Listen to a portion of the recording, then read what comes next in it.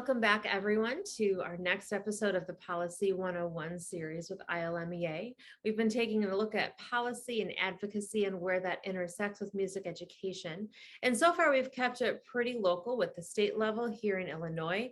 And with our episode on unions getting to the hyper-local level at what it's like in your schools and your school districts. Today, we're going the opposite direction, and we are zooming all the way out to the national level, taking a look at national education policies, how that impacts state education, and how that especially impacts music educators.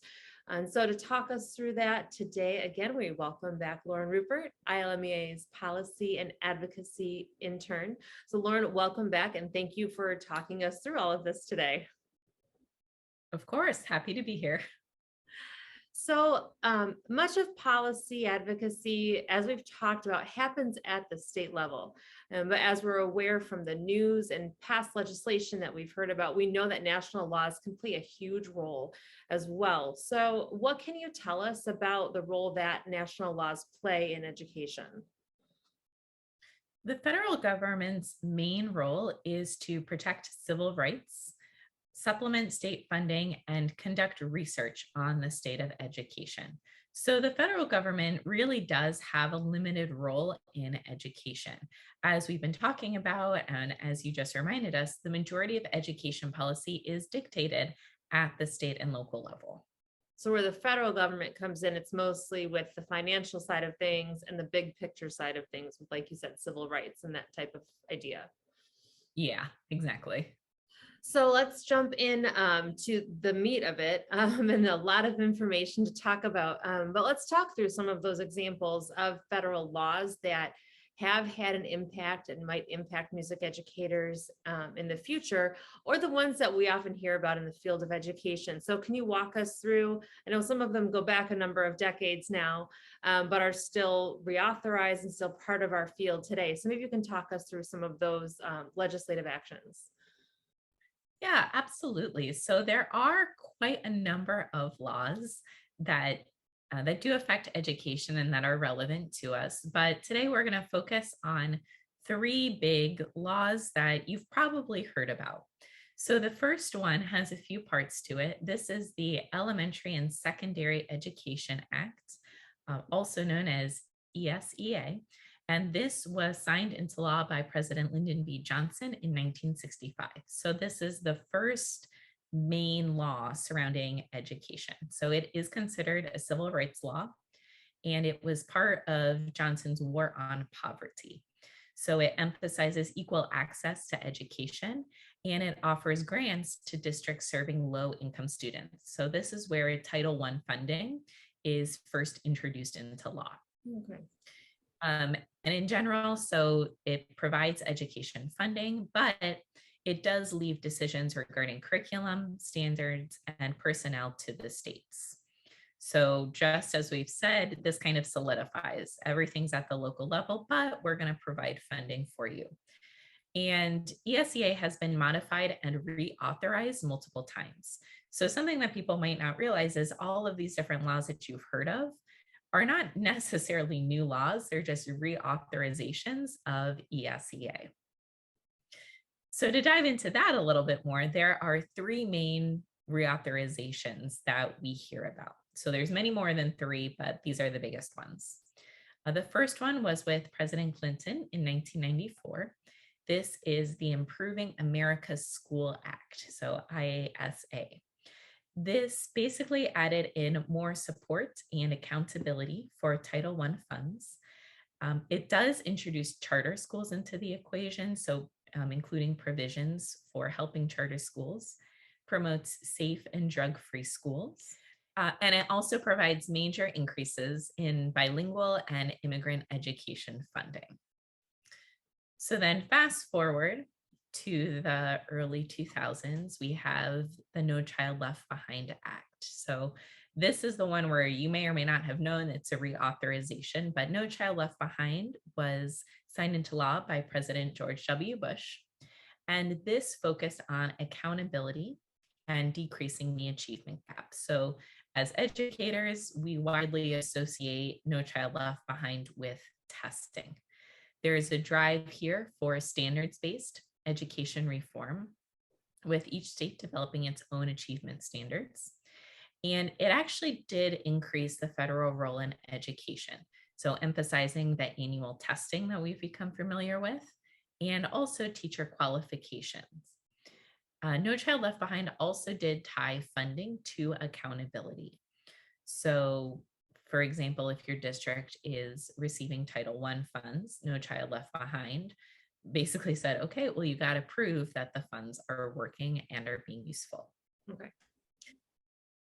So then the most recent reauthorization is ESEA, the Every Student Succeeds Act. This was signed into law by President Barack Obama in 2015. And so interestingly, this reversed a little bit of No Child Left Behind. So while No Child Left Behind emphasized the federal government's role in education, excuse me, no, ESEA pulled it back. So it gave more authority back to the states, but it does require that all states create a plan that ensures all children are learning and are on a pathway to college and career readiness. However, the states now once again have greater authority over standards, goals, measures of student success, and how to provide supports for school districts. So Illinois does have a plan that's been submitted to the federal government and been approved. And for us, this included adding designations regarding student growth as a factor on the Illinois report card. And we do currently have the arts as a factor on the Illinois report card.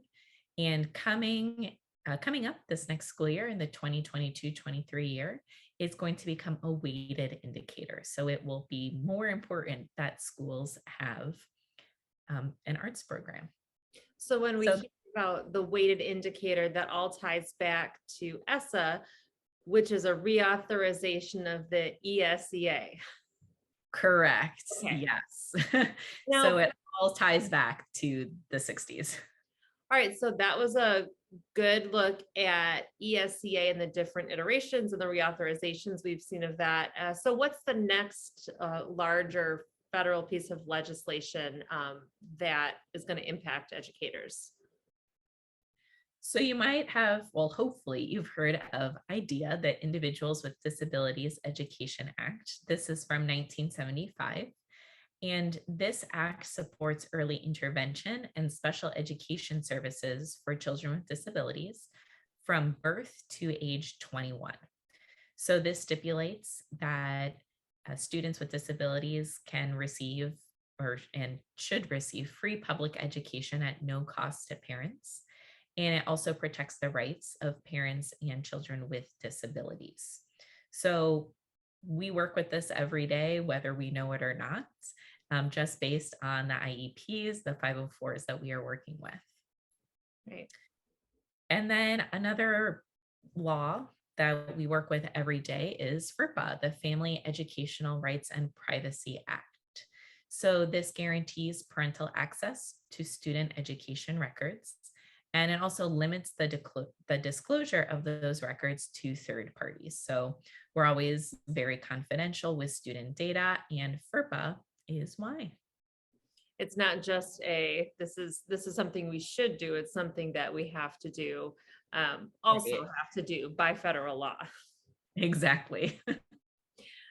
So much of the series has been talking about how we can advocate here at the state level. So if we pull that part out to the federal level, what can we do to advocate with our federal legislators, our representatives and our senators?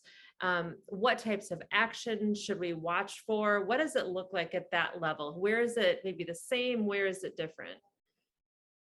Sure. So this goes back to the main role of the federal government. So one of the main roles is to provide funding. So when it's time for budget reconciliations, you can reach out to your legislators about putting money towards education. I feel like as teachers, we are always saying we want more money. So the federal government is the place to reach out to for that. Okay. The other thing you can look out for is the ESEA reauthorizations. So eventually, ESEA is going to be reauthorized. And so keep an eye out for what is being discussed? What are the local implications to policy that legislators may not be aware of? This was one of the huge consequences of No Child Left Behind. The idea was laudable, right? Of, okay, we're going to have federal standards for education, but then the reality of it was really, really difficult to implement. And so those are the types of things that legislators want to hear. They need to hear about what the impact is going to be like on the day-to-day life of a teacher and the impact it's going to have on the students learning from the people who are doing that, who are most affected by it. Yeah, exactly. So when we do hear about budget talks, when we do hear about the reauthorization, that we can take the same steps with our federal legislators that we do with our state and our more local, where they have local offices that you can set up a time to visit. They have phone numbers, they have email addresses and contact forms, and all of those methods are great ways to let your voice be heard. I've heard from staffers and from people who are talking about how to advocate, especially at the federal level. It's pretty uncommon, from what I understand, to actually talk with that person, with the rep or the senator, but the staffers are very cognizant of keeping track of who is calling and what they're calling about, and sharing that information with the whole staff and with the policymaker, so that they know the volume and the volume of people who are contacting them and what they're calling them about. Thank you, Lauren, for walking us through all of that and talking us through the federal legislation, how that impacts us here at the state, here at the very local level. And to everyone listening and watching, we hope you will join us next time. We are going to be listening in on some stories and some grassroots policy and advocacy of success stories here in Illinois, people who have encountered a problem, people who have rallied their people to work through that, and to hear about how they went about that and the successes that they found through that process. So we hope you will join us to hear those stories. And until then, thank you for joining us.